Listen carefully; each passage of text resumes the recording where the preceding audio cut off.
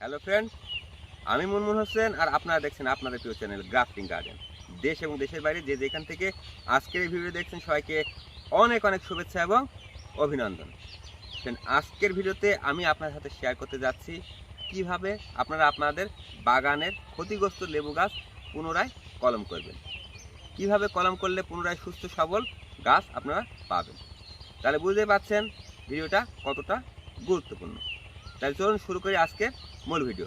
তো friend, video শুরু করার আগে আপনাদের কাছে ছোট্ট একটু অনুরোধ, আপনারা ভিডিওটি সম্পূর্ণ না টেনে দেখার চেষ্টা করবেন, তাহলে হয়তো অনেক কিছুই আপনারা এর থেকে শিখতে পারবেন।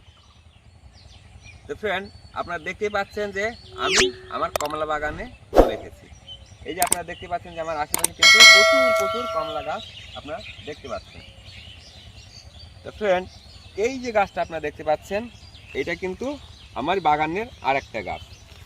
বেশ কিছুদিন আগে প্রচণ্ড ঝড়ে এই গাছটা ক্ষতিগ্রস্ত হয়, অর্থাৎ এই গাছটা এই যে দেখতে পাচ্ছেন কলমের উপর থেকে পুরাপুরি ভেঙে যায়, যার ফলে এই যে গাছটা যে গাছের সাথে কলম দেওয়া ছিল অর্থাৎ জাম্বুরা গাছের সাথে, এখন দেখতে পাচ্ছেন যে এখানে কিন্তু তিনটায় জাম্বুরা গাছের কুশি। তো ফ্রেন্ড, এখন আমরা আমাদের এই গাছটাকে এমনভাবে এমন টেকনিকে আমরা কলম করব যাতে করে এই গাছটা খুব দ্রুত আমার বাগানের আরও যে সমস্ত গাছ আছে তাদের সাথে মিশে যেতে পারে। তো ফ্রেন্ড, এখন আমরা আমাদের এই গাছটি কলম করার জন্য আমাদের পাশের যে গাছগুলো আছে তার থেকে আমরা সায়ন সংগ্রহ করব। তো ফ্রেন্ড, এই যে দেখতে পাচ্ছেন আমার কমলা লেবু গাছ, আমি আমার ওই গাছটিকে কলম করার জন্য এখান থেকে ভালো সুন্দর দেখে একটা সুস্থ সবল আমি সায়ন সংগ্রহ করব।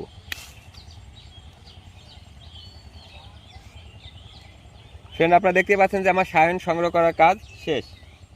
তো ফ্রেন্ড, আজকের এই কলমটি করার জন্য আমাদের প্রয়োজন হবে এই ধরনের একটা ধারো ছুরি, প্রয়োজন হবে ডাল কাটার জন্য সিকেচার, প্রয়োজন হবে কলমটি বাঁধার জন্য গ্রাফটিং টেপ। আপনাদের বাড়িতে যে পলিথিনগুলো আছে একটু লক্ষ্য করলে দেখতে পাবেন যেগুলো টানলে এরকম বড় হয়, সেগুলো আপনারা গ্রাফটিং টেপ হিসাবে ব্যবহার করতে পারবেন।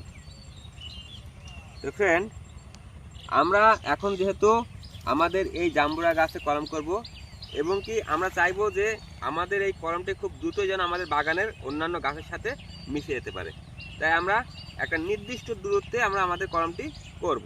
তো ফ্রেন্ড, এখানে আপনারা দেখতে পাচ্ছেন যে আমি তিনটা সুস্থ সবল ডাল রেখেছিলাম কলম করার জন্য। তো আমি তিনটা ডালেই কিন্তু আমি সুন্দরভাবে এখন আমার কমলা লেবুর কলম করব। তো ফ্রেন্ড, এখন আমরা একটা নির্দিষ্ট দূরত্বে আমরা আমাদের কলমটি বাঁধবো।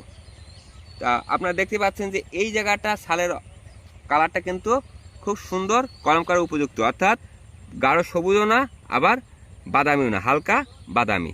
তো ফ্রেন্ড, কলমটি করার জন্য আমরা এখান থেকে আমাদের রুট স্টিকের মাথাটি আমরা কেটে দেব।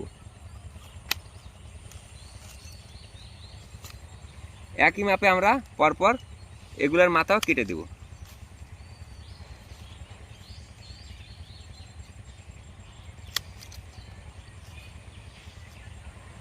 তো ফ্রেন্ড, আপনারা দেখতে পাচ্ছেন যে আমাদের লেবু গাছের মাথা কাটার কাজ শেষ।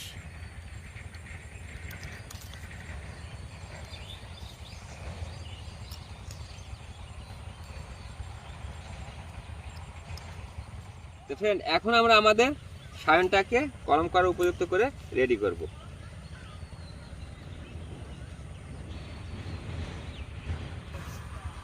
তো ফ্রেন্ড, আপনারা দেখতে পাচ্ছেন যে আমাদের সায়নের পাতাগুলো আমরা সুন্দরভাবে ছাড়িয়ে ফেলেছি। তো এখন আপনারা অবশ্যই সায়ন কাটার ক্ষেত্রে লক্ষ্য করবেন আপনাদের সায়নে যেন এ ধরনের কমপক্ষে 2টা গিট থাকে।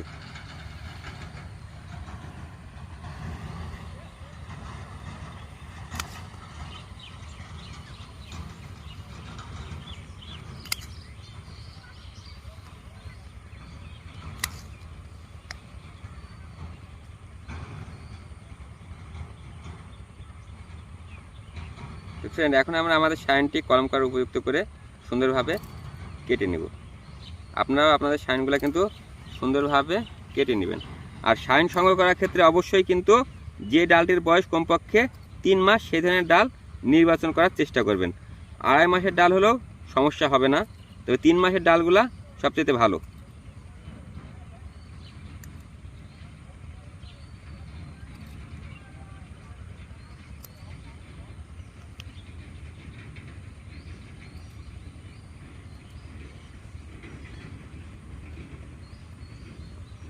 আপনারা দেখতে পাচ্ছেন যে আমাদের শাইন কিন্তু রেডি।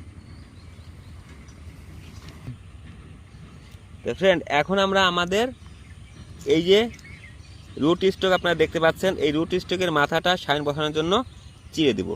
তা আপনারা অবশ্যই লক্ষ্য রাখবেন, এই যে দেখতে পাচ্ছেন ছালের অংশ, এই যে কাঠের অংশ, আর এই যে মাঝে যে অংশটা এটা হচ্ছে ক্যাম্বিয়াম লেয়ার।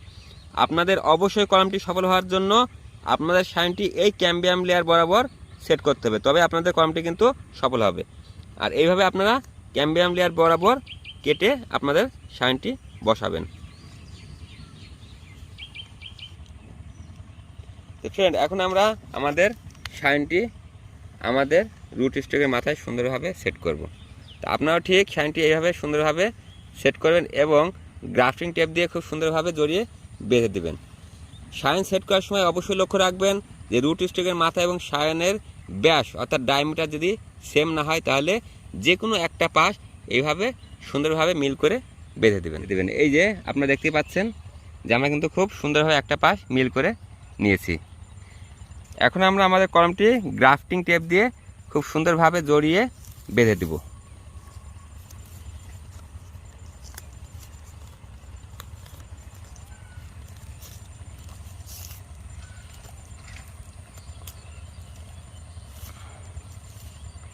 আপনারা এইভাবে গ্রাফটিং টেপ দিয়ে খুব সুন্দরভাবে জড়িয়ে বেঁধে দেবেন।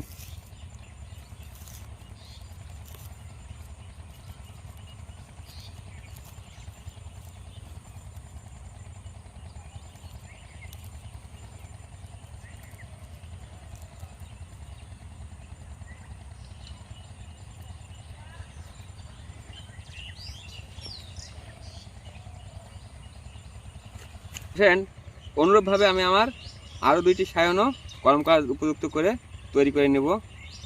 আপনারা ঠিক এভাবে সুন্দরভাবে এক পাশে কাটার চেষ্টা করবেন, কোনো ধরনের ঘষা মাজা করবেন না।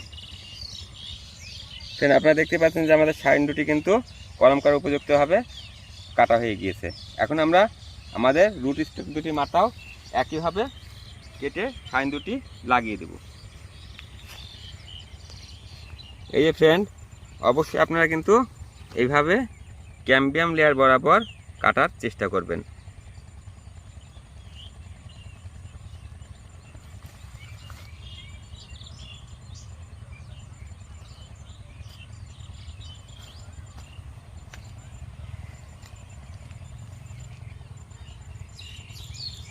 অনুরূপভাবে আমরা শাইনটা এক পাশে সুন্দরভাবে মিল করে লাগিয়ে গ্রাফটিং টেপ দিয়ে জড়িয়ে বেঁধে দেব।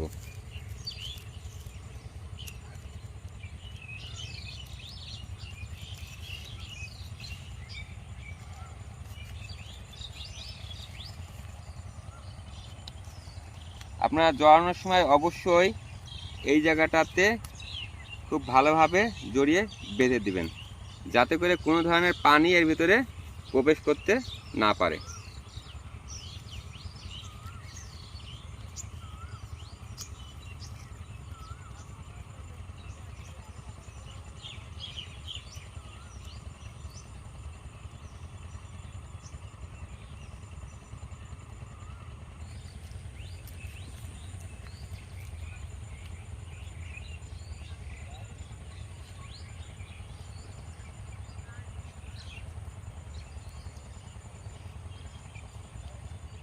তো ফ্রেন্ড, আপনারা দেখতেই পাচ্ছেন যে আমরা আমাদের কলম 3টে কিন্তু গ্রাফটিং টেপ দিয়ে খুব সুন্দরভাবে জড়িয়ে বেঁধে দিয়েছি।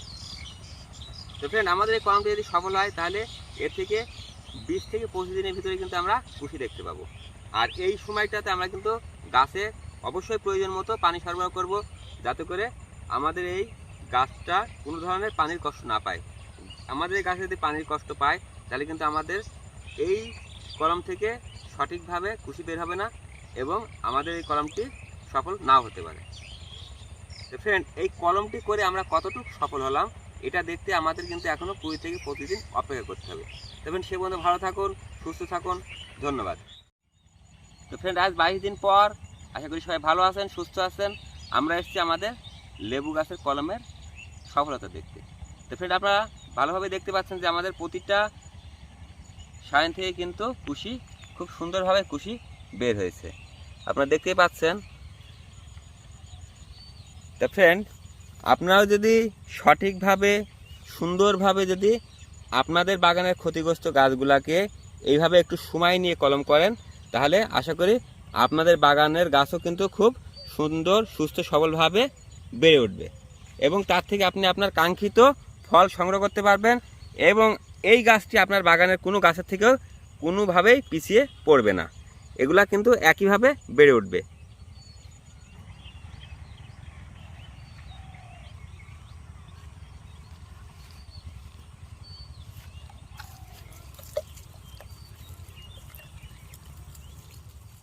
তাহলে ফ্রেন্ড, এই ছিল আজকের ভিডিওতে। ভিডিওটি ভালো লেগে থাকলে অবশ্যই লাইক করবেন, বন্ধুর সাথে শেয়ার করবেন, আর আপনাদের মতামত কোনো কিছু জানতে হলে অবশ্যই কমেন্ট করবেন। আর যারা আমার চ্যানেলটি এখনও সাবস্ক্রাইব করেননি অবশ্যই সাবস্ক্রাইব করবেন। আবার দেখা হবে পরবর্তী ভিডিওতে। সে পর্যন্ত ভালো থাকুন, সুস্থ থাকুন, ধন্যবাদ।